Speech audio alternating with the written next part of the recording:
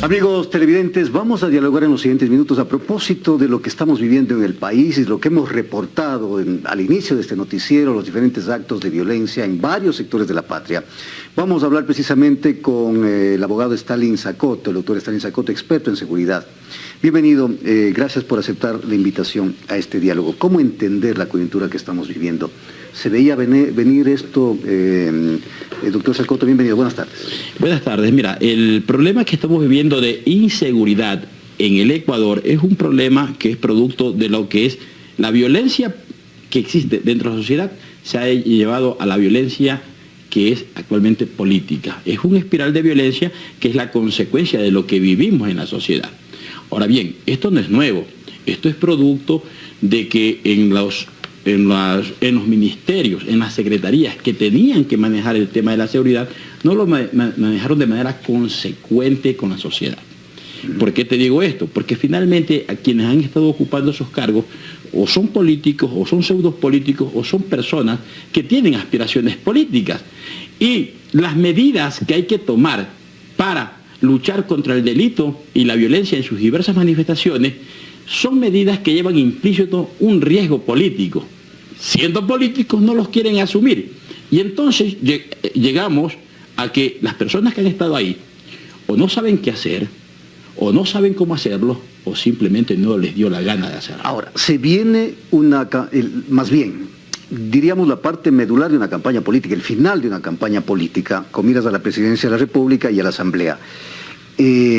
Los candidatos, de lo que usted ha visto, ¿han entendido el mensaje que está dando la delincuencia en este momento y cómo precisamente combatir la inseguridad? A ver, mira, para combatir la seguridad, para combatir la inseguridad, que no deja de ser otra cosa que la percepción de inseguridad, primeramente hay que trabajar en varios aspectos.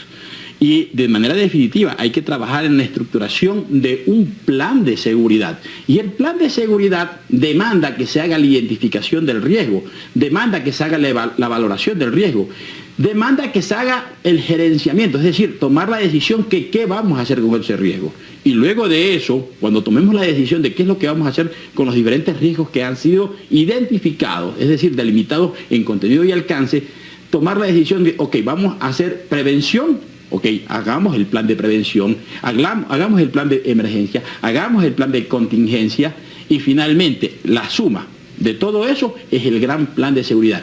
Que dicho sea de paso, sea quien sea que tenga que llegar a la presidencia, tiene la obligación legal y moral de poner en ese puesto a un verdadero técnico que sepa qué es lo que tiene que hacer y cómo hacerlo. Porque si no volvemos a lo mismo, es decir, políticos manejando un tema técnico.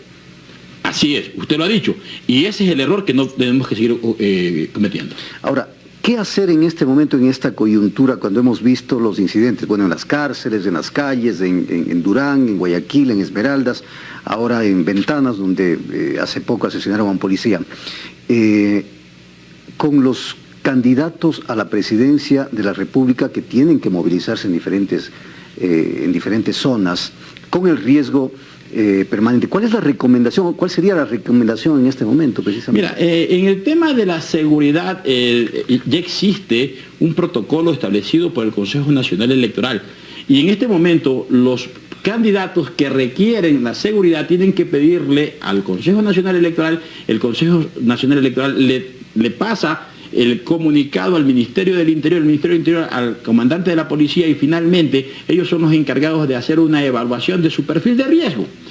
Tengo entendido por las noticias que se han hecho en los últimos días que de los 8 candidatos, tan solamente 6 candidatos cuentan con seguridad policial, que la solicitaron y que luego de hacer el análisis pertinente ha sido concedida. Pero en todo caso, tengo entendido que, si no me equivoco, es Otto y Daniel, los 2 candidatos que no han aceptado todavía la seguridad que ofrece el Consejo Nacional Electoral a través de la policía. ¿Y ese no es un riesgo en esta coyuntura que estamos viviendo? Mire, normalmente la persona es quien hace el primer análisis de riesgo. Soy yo el que tengo la percepción de que si estoy inseguro o no. Luego de eso viene el pedido.